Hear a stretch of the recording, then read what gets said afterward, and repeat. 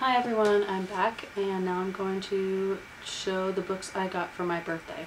My birthday was actually in April, but some of these books I ordered with a gift card I was given by my brother, and some my husband ordered for me, and some were given to me by my parents. So these are all the books I got from that, and start with these.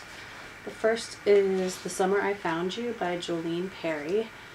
And this is about a girl whose boyfriend dumps her at the beginning of the summer, and she has found out she has diabetes, so she'll deal with that. And then there's also another character, a guy who joined the army right out of high school, went to Afghanistan, lost an arm, came back, and is now trying to figure out what to do. He always wanted to be in the army, and they become friends, but they don't want to get too involved because they're afraid, and so I'm sure you know what happens from there. Then next I got Days of Blood and Starlight and Dreams of Gods and Monsters, both by Laini Taylor. And I have Daughter of Smoke and Bone. I haven't read it yet. I started listening to it on audiobook, and I'm really glad that I have these now so I can get to these, because the audiobook is already amazing and I'm only on chapter 3.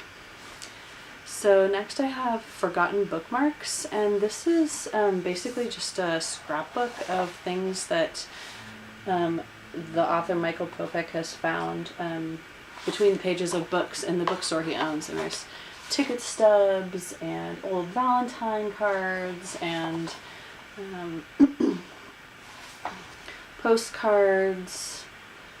There's here's a cassette tape insert, and so it's just like a scrapbook of things that people have left in the pages of books. Next I have The Summer of Letting Go by Gail Polisner, and this is about a girl who is starting her summer, but she's not excited to. Everyone's going to the beach, but 4 years ago her brother drowned and she was supposed to be watching him, so she's kind of never lived or forgiven herself for that, and so she ends up meeting this character named Frankie Sky, who is 4 years old, which is how old her brother was when he died, and she's kind of wondering if this kid is the reincarnation of her brother, so she starts connecting with him and trying to figure out and work through her guilt. So next I have One Night That Changes Everything by Lauren Barnholt, and this is about a girl named Eliza who has this notebook where she writes down all the things she's super scared of doing, and she loses her notebook, and the worst person in the world finds it, her ex-boyfriend. So her ex-boyfriend and his friends dare her to do as many of these things she's afraid of in one night. So and if she doesn't do it, they're going to post all the stuff online. So that's going to be a good one. Next I have Star Cursed by Jessica Spotswood, and this is book 2 in the Cahill Witch Chronicles. And I have Born Wicked, haven't read it yet, so I think Sister's Fate comes out this summer. If not later this year, and when I pick that up, then I'll probably start this. I'm not sure how many books it's going to be though. Then I have a bunch of, this is Cracked Up to Be by Courtney Summers, and this is about a girl who's supposed to be perfect, and then she starts drinking and failing classes, and everybody's kind of wondering what's going on and why she's doing all this, and so she meets this guy who pays attention to her, and she kind of just wants to be ignored, and she just wants to disappear, and something happened, and this is why obviously she's drinking and doing all these horrible things, but I'm not sure what that is yet. And I have a couple of spy books. I think I went on a spy buying binge. This is Also Known As by Robin Benway. It's about a girl whose parents are part of the spy organization, and they send her on her first solo assignment, and she has to pose in this school where there's this cute guy who is like part of the national security threat, and she has to kind of befriend him and try not to let on that she's a spy. And then I have Pretty Crooked by Elisa Ludwig, and this is like a modern day Robin Hood. So yeah, this is, it looks cute. We'll see. And then next I have Perfect Scoundrels by Ali Carter. This is part of the Heist Society. I don't remember if this is 2 or 3. I guess it's 3. This is 3. Book 3 in that. Another spy series. And then I have Unspoken, The Lindbergh Legacy by Sarah Reese Brennan. And this is going to be a creepy one. So hopefully I'll read this with one of my friends so that I'm not too scared to read it. Then I have Love Letters to the Dead by Ava Delaria. And as a school assignment, this character is, Laurel, is given an assignment to write a letter to a dead person.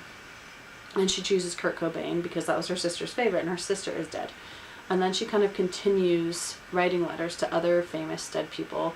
And she doesn't turn in the assignment, but she just writes to them about what's going on in her life, and she's trying to work through things. And I think she's mad at her sister for dying, or for whatever she did that caused her to die. So through these letters, she's working through her anger and sadness. So that's going to be a good one.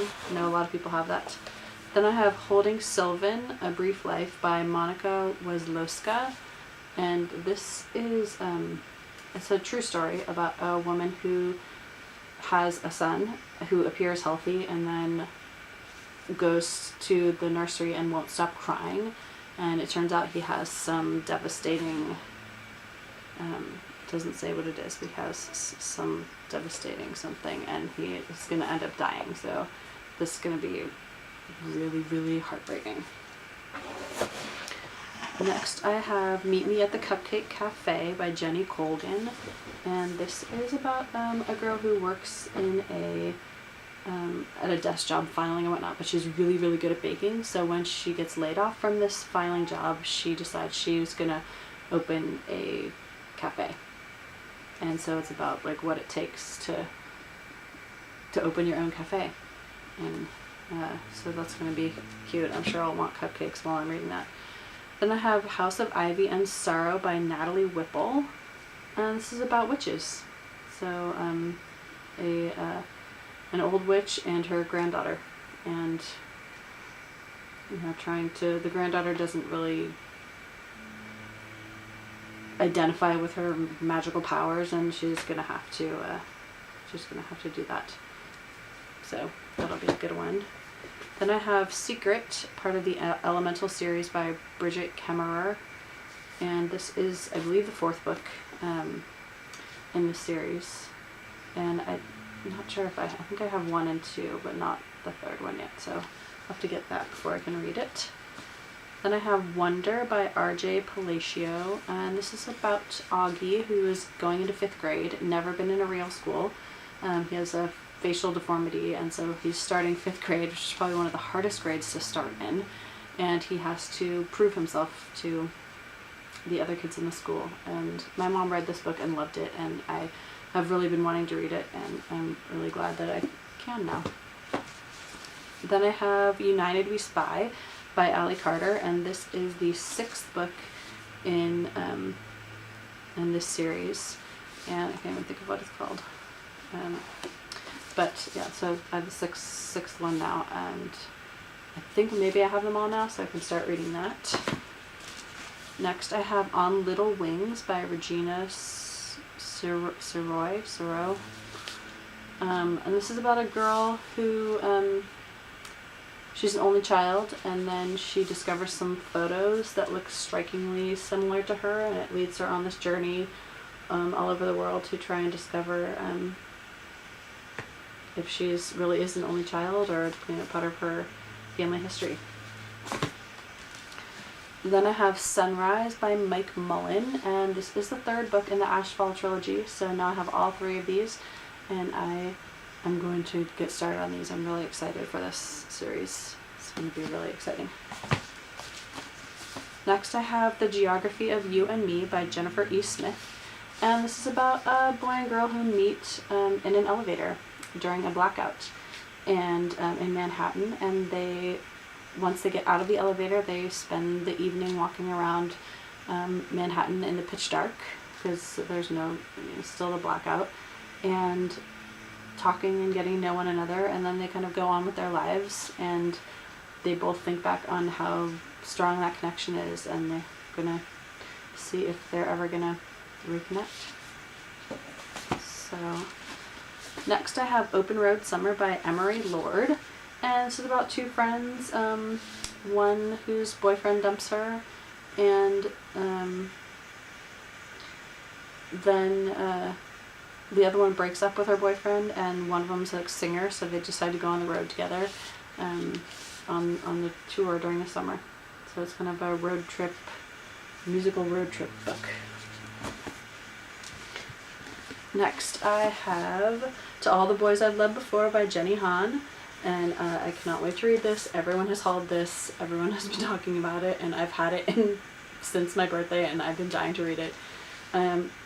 So this is about a girl who writes letters to all the boys that she's loved, and she keeps them in a box underneath her bed, addressed and whatever, but doesn't send them, and somehow she comes home and they've been sent, and she has to deal with those repercussions. So this is going to be really, really good. I read this summer, I turned pretty serious last summer, all 3 books in a row, walking to work, and they were amazing, and I loved them all, and I'm now trying to get all 3 of those, so I cannot wait for this one. Then I have What I Thought Was True by Huntley Fitzpatrick. A lot of people are hauling this one also. Author of My Life Next Door, which I haven't read, but this is about a girl who lives on an island and cannot wait to get away from that island, and is of course attracted to a guy who also works on the island, and which of course complicates things and makes her question, what does she really want out of life, and can she maybe be happy right where she is when she wasn't expecting that. Next I have Don't Look Back by Jennifer L. Armentrout. It's about 2 friends that go out one night, and one comes back and the other doesn't. And she cannot remember what happened, and it turns out they weren't actually friends, they were enemies, and this is going to be really, really good.